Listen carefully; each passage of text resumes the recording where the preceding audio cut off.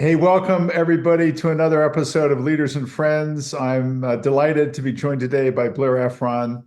Blair is the founder of Centerview. I had the chance to work with Blair for many years at GE. He was really one of my favorite guys, trusted advisor, one of the few guys that kind of started on the street and ended up starting his own firm. So he's got his finger on the pulse of what's going on today. And so, hey, Blair, it's awesome to have you here and welcome to Leaders and Friends. Jeff, you're great to have me. And as one of my favorite executives in my 35-year career, I feel delighted that you invited me. Great, great. Thanks. Let's dig right in. So how did you start your own firm? I mean, you were super successful, great banker, but it takes an element of like risk taking and courage to kind of start your own firm. And tell me the genesis of Centerview. Great. So, love the industry, love my role in it. I started out with a firm that was all advisory.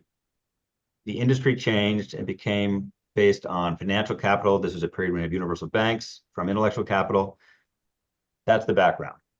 As far as me personally, I have always been restless, always had an itch, and I always knew I'd want to do this for the very long term. And I thought that to do this well, as you get more mature, as you have more years in the business, you actually do a better job. I also wanted to challenge myself, Jeff, in areas that I thought I was not necessarily so good at, as in building, as in managing. And I thought the idea that I tell everybody, if you want to do a good job, focus on getting out of your comfort zone. I said, you know what? I had to practice what I preach. It was crazy that I was going to do it. The only one who thought it made sense was my wife. And there is no doubt that I thought I was jumping off a cliff. I found a great partner in Robert Pruzan. But I also thought that a real entrepreneur actually takes much less risk than you think because he or she actually understands the landscape, understands where they have a competitive advantage. They get a good business plan together. Generally, good business plans don't mean much 5 minutes into it, but it makes you think about it. And you kind of realize that there's more upside than downside, and you can measure your downside. So what I would tell you is this. Cast my lot, jumped off a cliff. We were lucky and fortunate to have a few assignments early. I very quickly learned that the idea of long range planning ought to be thrown out the window. And that what you really ought to do, and I saw the way you did it at GE, is you do 5 things maniacally well in a year. They were tactical. We'd come up with in January, what are those 5 things? We would do them. After 5 years, we did 25 things that looked great. Looking back then, it all looked strategic. It wasn't. We looked at it in terms, but we had principles and we had a core values for our culture. We knew the kind of person we wanted. We knew the kind of business we wanted to do. We knew the kind of relationships and long-term thinking we want to do with our clients, who really were our partners. And bottom line, it all sounded very planful. Something happened to us that made us very lucky. It's called the Great Recession. We were one of the few firms, companies anywhere to benefit. Why? Because we had all this great talent suddenly available in our industry who realized that the biggest bank did not necessarily mean the safest bank. And all of the unvested compensation they had was obviously worth a lot less. So we Mhm. started recruiting some of the best people we could in every sector. And once you start doing that, you actually further enhance your culture. Mhm. And it starts to become really much more of a flywheel than great companies, great executives like you who liked what we did would kind of spread the word for us. And I'd say after the first 5 or 6 years, we kind of thought we'd be in pretty good shape. Did you know, Blair, that, it's such a people business? Did you know kind of like the type of person you wanted? Because, there's a ton of smart people on Wall Street, but that doesn't make them great advisors. Like, how did you 100%. do the social stuff? 100%. I would say one of our secret sauce areas, Jeff, is how we find people. We don't care automatically they're going to be talented in what they do. What we care about is what kind of person they are. And I listen for things. I listen for the answer of my client is my partner. I listen for is my partner, is my client a long-term investment for me, not short-term. Am I willing to, as their banker, say that's probably not a very good idea to do X, Y, or Z? Am I rafting up? Am I joining forces with a colleague who I think is low ego and collaborative? This is an incredibly collaborative business. Am I looking at somebody where they mention compensation at the end of an interview or discussion instead of the beginning? Mhm. All of these things become important. And then it's the intangible. There are a lot of talented people in our business. The best people, Jeff, always have something that I can't describe, but I know it when I see it, and I know how it's going to come across with clients. And Mhm. fundamentally, it's a personality that gives a client comfort. It's a personality that the client can say, I trust this person. I like their expertise. I like their judgment. I know it's based on a lot of thought and hard work and analysis. And I like that they're leading from the front, not necessarily from behind. The best That's attribute is someone who knows how to get something from point A to point B, but that mhm. deserves to get to point B. Mhm. It's really someone who That's needs to great. be proactive. Um, so we're here, Blair, in November of 2024. The market's up 1,500 points the day after elections. Like, what's the market? You've been a market watcher for a long time. What's the market telling us, and kind of where's the world of economy and markets as we sit here today? But Jeff, in my world, trained to be cautious and skeptical. That said, I think we have a tailwind that is going to last at least a good 12 to 18 months. I think the markets are right to anticipate that because what's going on? One, you have, before you think about the election, you have consumer confidence that's been rising. You have Mhm. interest rates going down. You have public sector spending where there's still $3 trillion worth of spending between the infrastructure bill, the CHIPS Act, and Inflation Reduction Act. Then you have Donald Trump take office. I believe the economy would have been strong under a Democrat or Republican. It's actually a new cycle.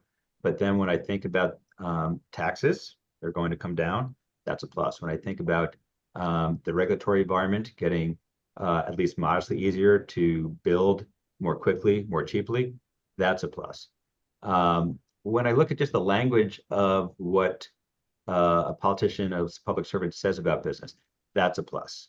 Mhm. So, and then obviously removing the uncertainty, which we've had for several months or more about an upcoming election, I think that we will have that kind of tailwind.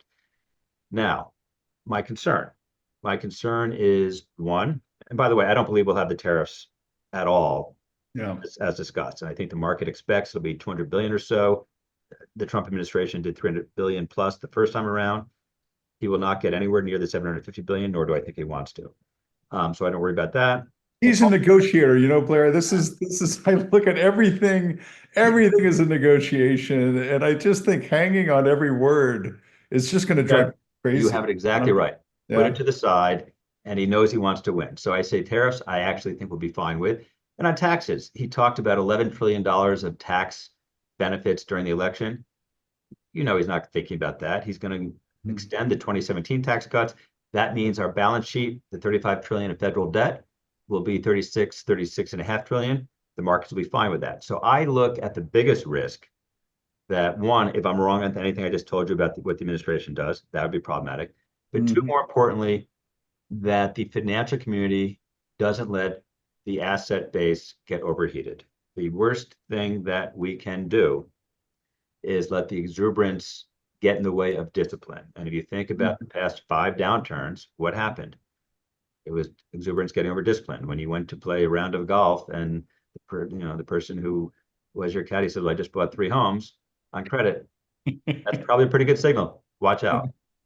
Yeah, that's But I that's will say also, but the last thing I will say is I do think there's a natural tailwind to our economy that yeah. never existed before. And that's based on technology and the decision process that a CEO can make. He or she can make decisions on a dime with the information in ways that would have taken months before. Walmart knows when it's going to have too much inventory on bicycles because it's what happened last week. They react. Why we've been able to have a soft landing? I believe a big part of that is because the private sector is more nimble than ever. Yeah, yeah, I think great points. You've seen a bunch of, I would call kind of investing cycles. So, the rise of private equity, activism, companies becoming conglomerates, companies becoming unconglomerates, right? What can we all learn from these themes and trends and things like that? And where are we today? Is there are there certain themes that you think are long lasting and some that are I'd say more cyclical in nature? So great question. I think the biggest theme today, Jeff, is scale really is a benefit. We always used to talk about it. It was never borne out in the financial statistics. You'd see mid-sized companies performing as well as large companies. You'd see the market put P multiples the same for a small company, a mid-sized company, a big company. Today, if you are large, global, and have billions of dollars of cash flow, you have an advantage. Why is that? The cost of business and investment is higher than ever. Do I believe in technology and AI? You bet I do. But I also know that to do that, you have to be willing to invest billions of dollars. You have to have that cash flow. You have to be willing to make mistakes. And it's just the biggest companies that are doing it. So if you look at the earnings profiles of the top two companies by size in any sector, where we are now is they're performing by quite a bit the mid-sized companies in that sector. So I think you will continue to see that. You will continue to see that done, however, in a focused way. I think the point of a multi-pronged conglomerate more difficult to manage than ever because of the global nature of them and the difficulties in managing companies generally. So it'll be disciplined. And then it's the tried and true answer. It's always been what makes success? A well-run, consistently performing company. And no matter what kind of cycle we're in, that is where we're going to end up. And I look at any other investing theme subsumed in that, whether it's an activist, whether it's private equity, they will do well when they invest in good companies. Activists have figured that out. They don't invest in bad companies anymore. They invest in good companies that they think are a bit undervalued. They come in and say you ought to do X, Y, and Z. Generally, the company is going to do X, Y, and Z anyway. And fundamentally, they have become passive active investors and not activist investors. Interesting. Great observation. AI just maybe touch a little bit, Blair, just because, like you look at the 7 mega cap stocks and things like that. Is it the bubble economy all over again, or is there something, I'd say, systemic about AI as a technology? So I would tell you that the 7 or so companies making the biggest push invested $200 billion last year collectively in R&D and AI, more than the U.S. government. That's not where I'm focused. Where I'm focused is everyone else who is able to use AI. And I think, if anything, it is underappreciated in terms of the impact it's going to have over the 5 and 10-year period. Yeah. I have clients in the consumer industry, for example, without mentioning names, some of the biggest clients globally. I am amazed at what they are doing with artificial intelligence to maximize revenue.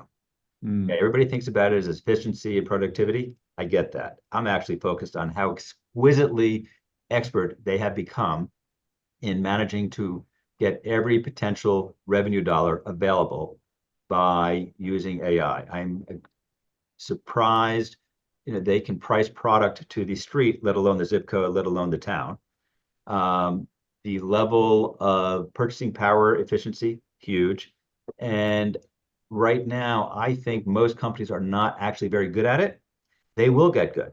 And when they get good, I think the economy over a longer term period will continue to be unleashed. There's a reason the US economy is the envy of the world. There's a reason that 43 of the largest 50 AI companies are based here. And there's a reason that every company I know that is not in the US is trying to figure out how to get a bigger footprint here. That's really super interesting. You've sat in hundreds of boardrooms around deals and stuff like that. I always tell my students, like, when you're doing a deal, it's not like the vote is 10-0. It's like 6-4. These aren't obvious. Bet. So what can you tell people about, what makes a good deal maker? How do you make decisions under pressure? Things like that, because you've had a ringside seat to some of the biggest deals in the history of the country. So first of all, the most complex, biggest deal has to be a good deal when you are early in the process of a discussion, negotiation, not at the tail end. So you see a company, you see the CEO and his or her team, doing the right work, the right analysis. You understand why they can execute it. You understand what the benefit is, what the risks are. So by the time you start the discussion with your board, you have a level of confidence that is built in and brings the board along. That means whatever you pay, the 95% of what you're going to pay is accounted for, and you're talking about the last 5% at the final board meeting. Jeff, I have never seen a deal do well or badly because of the last 5%. When a deal is going to be not a good deal, you know it from the start. You know you shouldn't be doing it. You know that you're not overpaying 5%, you're overpaying 50%, whatever, and you get a sense of that. So part of our job is to not just see how a transaction looks on paper, it's actually challenge the management team as to their bandwidth, their capability to pull it off. I would also tell you, you always want consensus. You are absolutely correct that it's 10-0 is never the case. It starts at a 5-5.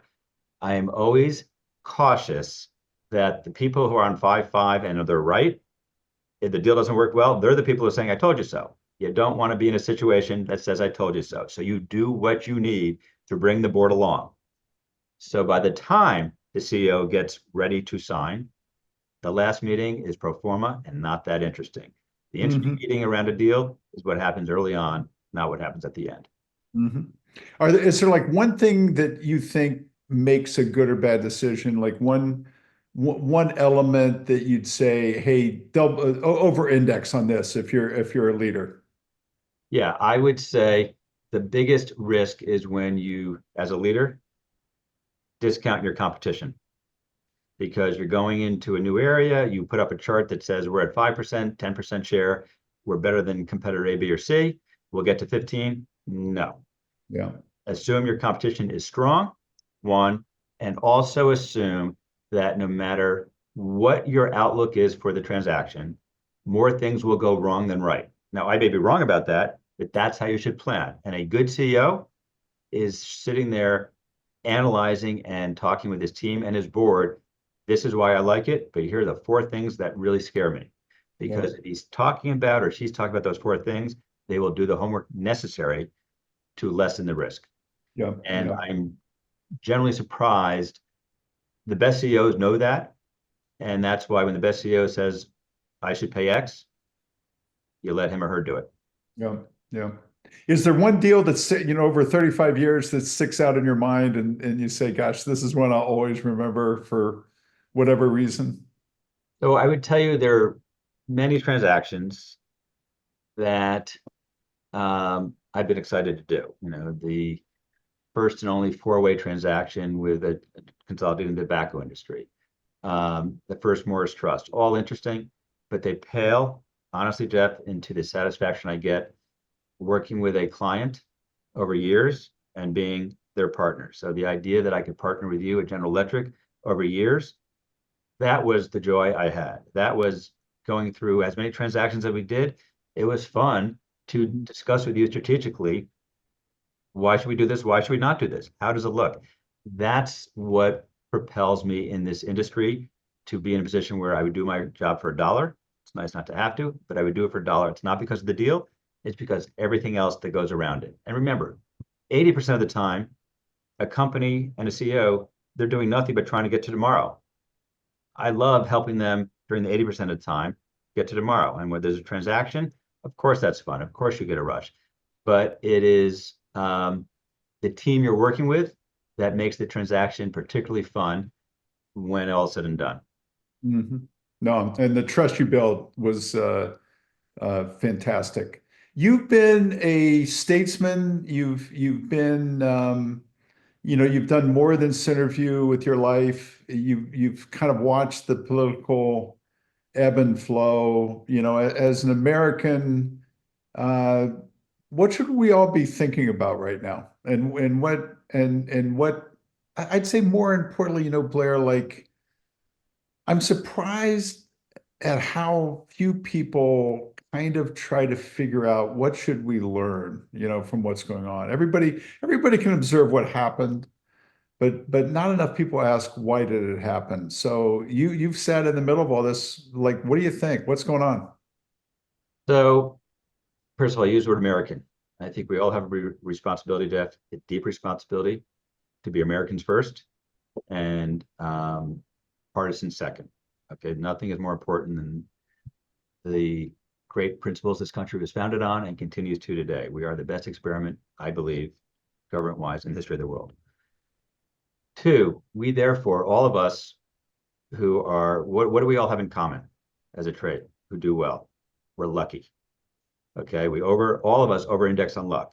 What does that mean? That means that we all have a responsibility to figure out how to get back, to figure out how to do more than what you do in your day job. So that's how I've been involved politically. That's how I think about it. Mm-hmm. Which gives you a certain insight into the country. The insight I have right now is you have much of America. Remember, it's 100 million people in the middle class. You have much of America who, with justification, feel that we as a country have failed them. We have not necessarily created the kind of economic opportunity that they want. And they don't want, so it's clear, they want economic security, but they don't want handout. They want the dignity of a job and a good job. So we need to understand that most Americans, they're paying attention in terms of how to have a good family, how to actually take care of them economically, how to have a good job, a steady job. And that to me is the commonality. And that's where I think the Democratic Party, we made a mistake. We did not appreciate that there was a level of frustration that was justified. When you have the price of eggs double what it was 5 years ago, someone like me, a talking head that says, well, we've had real wages outpace inflation in 13 months, man, that sounds ridiculous. Okay, because no one knows what it means. You have to actually appreciate where people are. And I think the Democratic Party has a responsibility to think carefully through that. How will the Democratic Party gain back the groups that are rightfully part of their core base? And frankly, that to me is going to be the challenge over the next 2 years for the party to figure that out. I would also tell you that you have to appreciate that as groups do better, their views change. So whether you're a Latino community, whether you Black community, your goals change as your fortunes change. And I think that we as a party also missed that. And finally, I give tons of credit to the Republican Party for co-opting a lot of Democratic Party principles. And I give credit to Donald Trump for being able to appreciate the mood of the country, tap into it. I don't think he created it at all. I think he knew how to tap into it. And I think if we all come together, as I said, Americans first and partisans second, we'll be better off. I still think that this country absolutely has its best days ahead of it. And I think we need to prove that point to the public at large. Yeah, I think that's great advice. I think it's a time of great change, but I think can be positive change, right? Because I do think that, I see it, Blair. I go from the Carolinas to California for the last 5 or 6 years, right? Those are two different countries, right? Yep. I used to travel the world. It's like going from New York City to Japan, what used to be 30 years ago. Well understood. And I see it in a very stark way, right? So I think that's something that we all have to think about. Hey, I've chewed up a lot of your time. Let me just end with, like, you have been you've built a company, you've had a great journey. Give me kind of like, if you had a student in my class said, what is the one thing that's made Blair Effron successful in his life and career and things like that? What's your super strength? Well, again, I told you I over-index on luck. That said, do really well at whatever you're doing currently. Don't focus on where you want to be in 5 years and 10 years.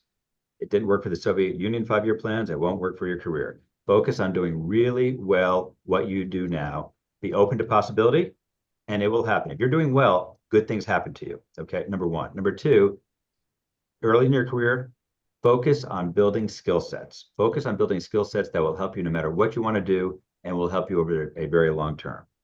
Really important. You don't need to know the path you're going to be on early in your career. You need to know that you have the skills for the path that eventually gets chosen. Last thing I would say is discipline and sticking to it. If you're enjoying it and you're good at it, stay with it. And I think the mistake a lot of people make is the short-term hop to something other than what they're doing because they just feel it's the thing to do. The last thing I would say is find people who are senior to you, who can mentor you, who can help you, who can coach you.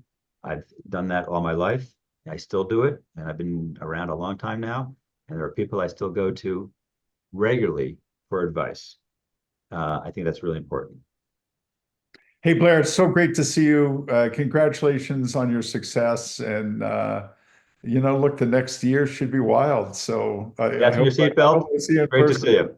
Yeah, great. Thanks, Blair. Thanks, guys. Bye-bye.